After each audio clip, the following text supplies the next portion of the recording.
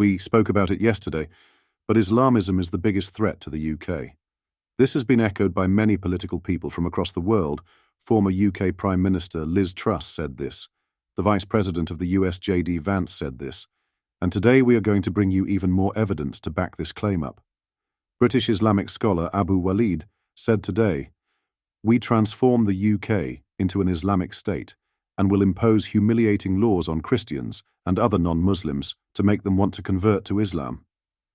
We will show you the full clip where he spreads this information. But first, make sure you like this video and subscribe to the channel for more British content. Have a watch.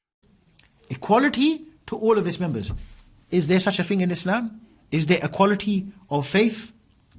If we look to one hadith of Rasulullah sallallahu alaihi wasallam, on the authority of Abu Huraira, Sahih Muslim, so no Sunni Muslim can really argue against Sahih Muslim or Sahih Bukhari.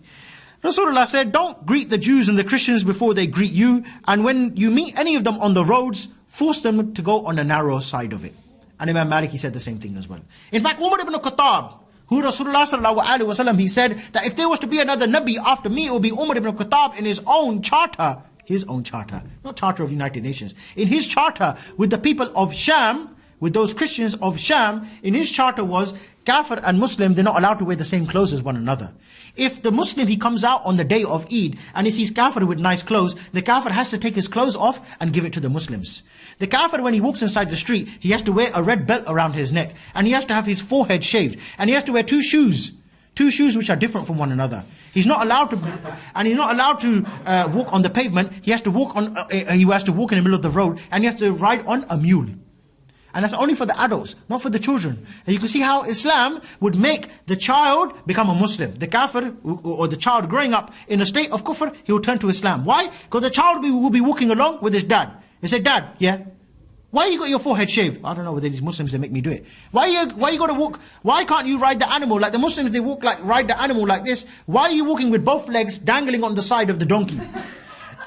Why is it every time the Muslim comes to you, he asks you for your clothes, you give it? Why is it every time he tells you to get down from the horse, you have to take it? And not only that, he said the kuffar, they can have their churches. They can have their churches, but they're not allowed to ring the bell. And if a Muslim, he's walking by, let's say for example, a Muslim's been on Edgware Road for example. He's had some nice shisha, some nice steak, no hubble bubble, we don't deal with anything like that. And he's walking along and he's rubbing his belly and he's like, "Oh man, you know, I don't want to upset my wife tonight." What he can do, he can go to the church, knock on the door, "John, let me in." "Okay, no problem." John has to put up Abdul Ghafoor for the night.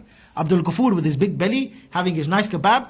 John has to open up the church and he has to go there and sleep there nice and comfortable and say, "All right, John, thank you," and then carry on going early in the morning. Which wife is going to live with John under that type of circumstances? What kind of honoring is this for me to live with John and Abdul Ghafoor comes every Friday night and sleeps in our bed as well? Of course. Because sunnah is to look after the guest, isn't it? I can't make you sleep on my floor if you can't. You're a Muslim, by the way. So what about when Abdul Ghafoor goes to John's house? John, sleep on the floor, and I'll sleep on the bed. What's going to happen? Tracy's going to be on the floor thinking, my husband, he's got a forehead shaved, and this one, look at this one, Khattab, mashallah. Which one's more attractive? We're not gay, but I'm just saying. A man with his forehead shaved and one belt around his neck and two different colored shoes, or Amir Khattab. Amir Khattab, we're talking about here now, with that nice Chechen hat, big beard, you know, a bit to the side, yeah? And he's got the badges there, la ilaha illallah, la ilaha illallah, yeah? And he's got a big gun, and he's got a big camouflage jacket on, nice boots, gloves as well.